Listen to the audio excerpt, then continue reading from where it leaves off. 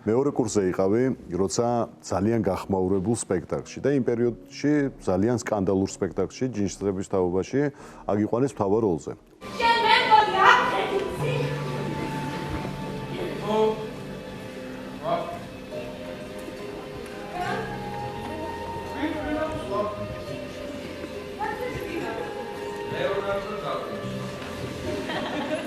როცა გეგა კობახიძის როლზე მუშაობდი, აცნობიერებდი, ვისი განსახიერება გიწევდა?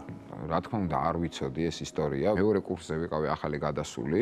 დედაჩემმა მთხოვა, რომ წამომყევიო თეატრშიო, მარჯანიშვილში თუ არ ვცდები ოთარის დაბადების დღე იყო მეუინეთის და რაღაც მოკლედ წამომყევიო რა, არ ვიყავი დიდი ხანი ნამყოფი თეატრში რა. და რომ მივედი ხოლმე არა, ამხელა გახდა კაცია უკვე, აი რაღაცა და მათ შორის იყო დოიც. იქიდან წავედი სახლში, მივედი და 2 დღე იყო გასული, რომ მირეკავს სახლში, დოი, მოდი, საქმე მაქვს, შენთან შემხვდი. მივედი, როგორ მახსოვს, რუსთაველის თეატრის უკან არის პატარა ქუჩა. და იქ ქონდა პირველი სართული ნახევრად მიწაში, ნახევარზე სარდაფი რა, ნაქირავები და მოკლედ ესეთი ამბავი მინდაო, რომ ჯინსების თაობაშიო გეგა კობახიძე გათამაშეო. ძალიან მიჟირს ლაპარაკი და მე ვერც ვრავიცი, ვერც როდის ვიტყვი, ვერ ვიტყვი, არა მაქვს მე ამის უფლება, რომ სულად გამოჩნდება ეს შეურაცხყოფის მიყენება იქნება, რომ ხო მაპატია, მაგრამ როგორ ხო მაპატია. იქიდან დაიწყო უკვე ჩემი ჩართვა ამაში, როგორც ამბის და მასალის შესწავლაში.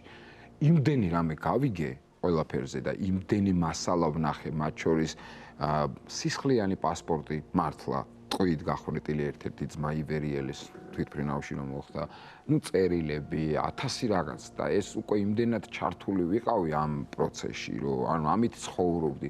მე მაშინ დაითხოვა დოიმ ტელევიზიიდან მასალა სასამართლოსი, დღეს კი ეს უკვე ხელმისაწვდომია, მაგრამ იმ პერიოდში არ იყო. შოკი იყო, იმიტომ რომ პირველად ვნახე ეს ტიპები ცოცხლები რო ლაპარაკობდნენ. ამ სასამართლოს უყურეთ თავიდან ბოლომდე.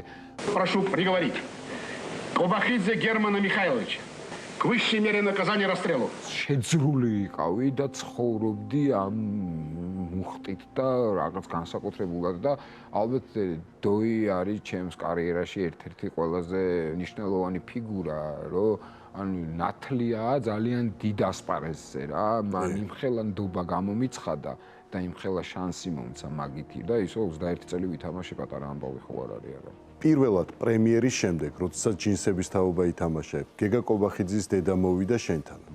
რა გითხრა? შეგერ მახსოვს პრემიერის მერე მოდის ჩემთან რუსთავი 2. ზუსტად რუსთავი 2 იყო პირველი ვინც ჩემი ინტერვიუ ჩაწერა, სულ პირველი საერთოდ ჩემს კარიერაში.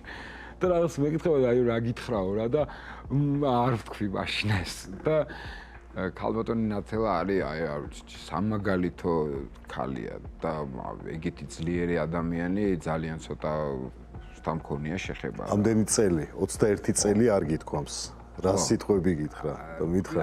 ეს ჩამეხულტა და ცოტა ესეთი შენ მეუშვილი გამიცოცხლეო.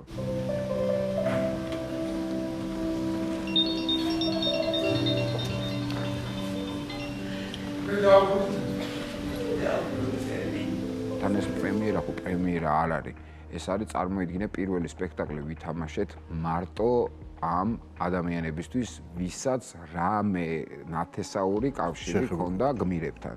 და ეს იყო ანუ წარმოიდგინე ფაქტიურად ანუ პანაშვიდი თუ აი ძალიან ალბათ ეს რომ ვიღაცა ზევიდან კიდე ცალკე გადაეგო ეს ატმოსფერო, არ ვიცი, ეგეთი რამე საერთოდ მე მგონი არ მომხდარა რა, არასოდეს, იმიტომ რომ წარმოიდგინე თამაშობ ტიპებს იმათი ნამდვილი ნათესავები დარბაზში არიან და შენ იმათ ტექსტებს, იმათ ცოლს, დედას, შვილს, იმათ ხალხს ელაპარაკები იმათ სახით.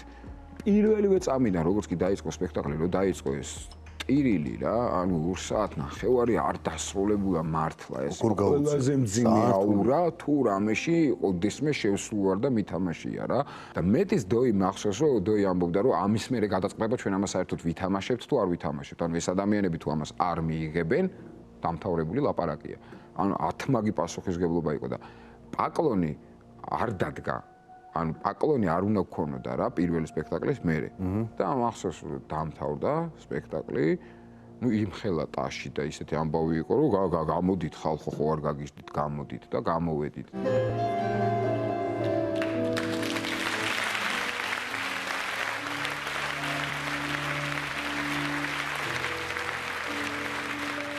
ამარო გადაიარა მე იქ წავიდა გახსენება რაღაცების მე წავიდა იმაზე ლაპარაკი მაშინ ხელმოწერები რო გროვდებოდა ვინ გაიტანა ვინ გამოიტანა პატარა კამათი მოკლედ ძალიან ისეთი ატმოსფერო შეიქმნა და ამ ატმოსფეროში მახსოვს ნათელა რა მაგარი იყო რა წამოდგა და რაღაცნაირად ამასო დამშვიდითო რა აგერო ხალხო პატივიცეთო ამ ხელა ამბავი გააკეთესო გააჩერა ყველა და მე იყო მაგის მერე რო შემხვდა ჩამეხუტა და ეს მითხრა რა ყურში რა რომ შენო მეუშვილი გამიცოცხლეო და რავი ჩემს ეს იმ მომენტში კი არა და ძალიან დიდი ის იყო რა და დღემდე ძალიან მიყვარს ეს ქალბატონი და ყოველ რამდენი ნახულობ იცის როგორც მიყვარს 21 წელი ითამაშა ეს როლი მე მინიმუმ 7 ჯერ მაქვს ეს სპექტაკლი შენი მონაწილეობა მე შენ მახსოვ ხარ სხვადასხვა ეტაპზე მან ხო გავდიოდი სულ და ჯაბა 21 წლის შემდეგ გადაწყვიტე რომ უარი გეთქვა და სხვისთვის დაგეთმო ასპარეზი რთული იყო არა ყველაფერს აქვს თავის დრო და ეტაპი.